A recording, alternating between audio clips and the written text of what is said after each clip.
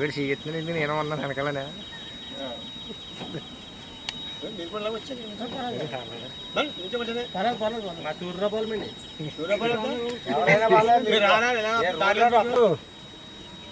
కింద పైన ఎంత ఉందో ఒక దశలో కింద కూడా అంత ఉంది పొలం.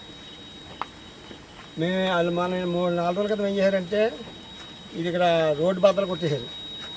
రోడ్డు బద్దలు కొట్టేస్తే అందులో 2 అడుగుల తోళ్ళు ఉన్నాయండి. 2 అడుగుల తోళ్ళు ఉంటే బద్దలు కొట్టేస్తే పన్నెండు పొద్దున్నే మాకు కవర్ వచ్చింది. మా రైతులు చేంజ్ చేసి వాళ్ళు వచ్చి చెప్పారు ఇలా జరిగింది.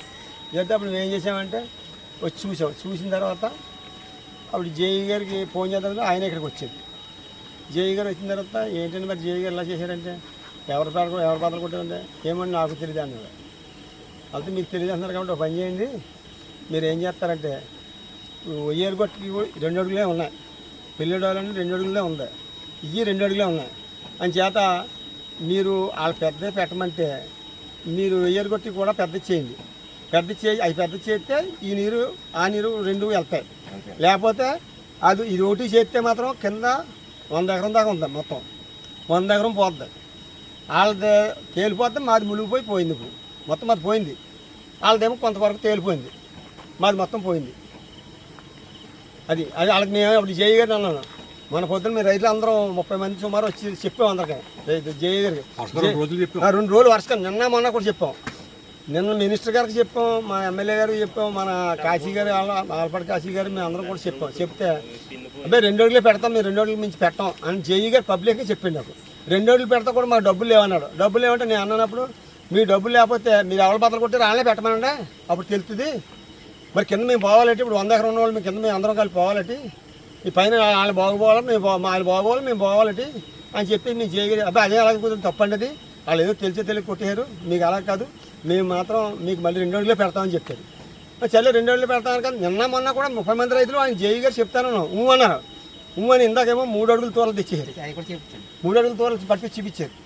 అవి కూడా ఫోటో తీసుకోండి మీరు. అయినారా అయిన తర్వాత ఫోటో తీసుకోండి. అది తీసారు కదా ఇందాక, 2 అడుగులు తీసారు, 3 అడుగులు కొట్టేయండి. ఇక మరి ఏంటని జేఈ గారిని అడిగాం. అది అన్నాడు ఆయన, కాదండి దళసల తోరలు తెచ్చాం కానీ ఇదేం కదా అన్నాడు. దళసల తోరలు అంటే వాళ్ళతో మేము వచ్చి వస్తామని చెప్పి ఇక్కడ గవ్వ అందరూ రైతులు అందరూ వచ్చాం.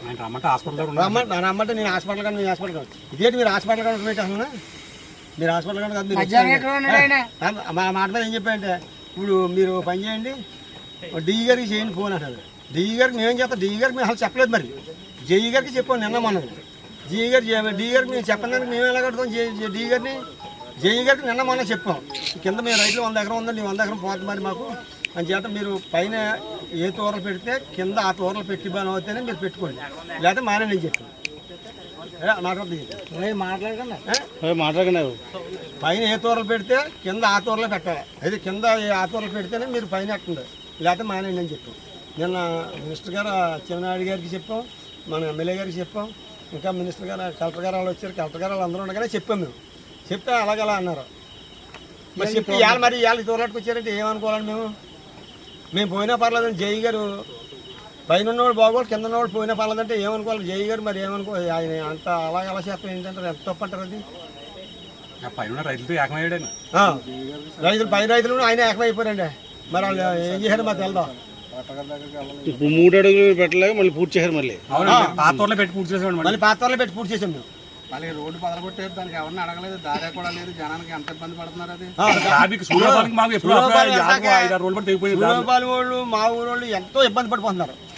స్కూల్కి వెళ్ళే విద్యార్థులు మొత్తం అందరూ బస్సులు ఆగిపోయి వాళ్ళు అలా తణుకు మీద తీసుకొస్తున్నారు. అలాగే తూర్ల పదకొట్టుకున్నారు, చర్య కూడా తీసుకోవాలి. తూర్ల పదకొట్టిన మీద చర్య కూడా తీసుకోవాలి, అది కూడా చెప్పండి.